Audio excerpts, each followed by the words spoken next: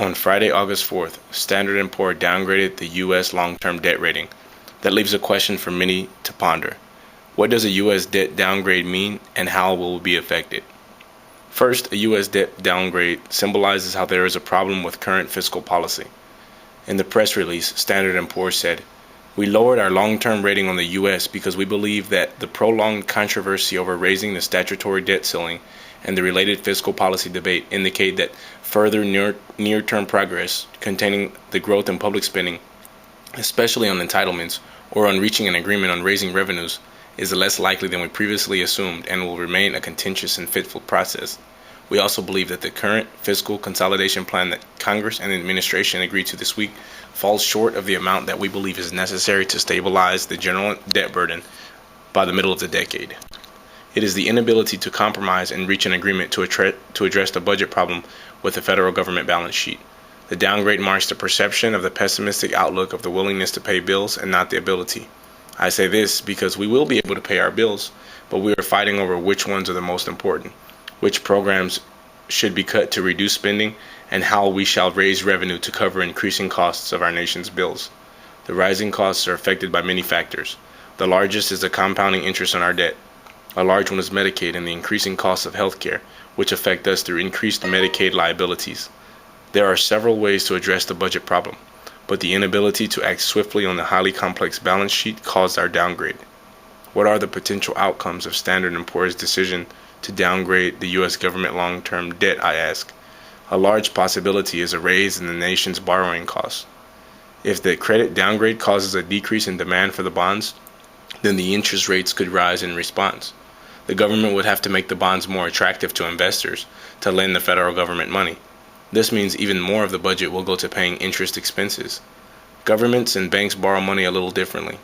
They borrow money by issuing bonds, which are typically long-term, or other debt instruments which can represent debt obligations. The cost to borrow money could increase, and extra costs will then be passed all the way to the individuals. Many things that are linked to the Treasury bills would also be affected. Some equity markets could feel negative effects. If people have adjustable rate mortgages that are tied to Treasury bond rates, then they could see an increase. Another potential problem is the likelihood that new charges on credit cards could raise with the market if rates are based on the Treasury bond rates. If that volatility spreads, it could cost many individuals money through loans, home equity loans, and first mortgages. There is also the possibility that state and local governments will see a decrease in purchasing power because their cost of borrowing is also increased. Services may be cut or eliminated completely. Foreign investors may pull out, causing a drain on new investment and growth, making the tax base even smaller. From the Congressional Budget Office. Given the aging population and rising costs for health care, attaining a sustainable federal budget will require the United States to deviate from the policies of the past 40 years in at least one of the following ways. Raise federal revenues significantly above their average share of GDP. Make major changes to the sorts of benefits provided for Americans when they become older. Or substantially reduce the role of the rest of the federal government in relative to the size of the economy. In what terms of the political future holds in store for us? We will most definitely see finger pointing and the blame game. The upcoming presidential election will have some candidates arguing over who is to blame for the downgrade. They will argue over why we were downgraded and whether or not it was justified. They will say if we had cut costs and social programs, then we could have avoided it by reaching a debt deal sooner.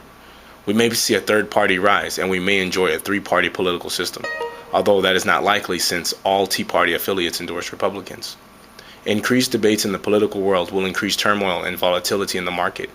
These are all speculations about what could happen and why. But in the end, the average rating is still high because Moody's and Fitch left us with perfect credit. If all three downgraded us, then negative financial impacts are more likely, and we will pay dearly. There are some factors in fiscal policy debate that will still happen, but not as a direct result of the downgrade. The downgrade is sort of a warning to get us back on track.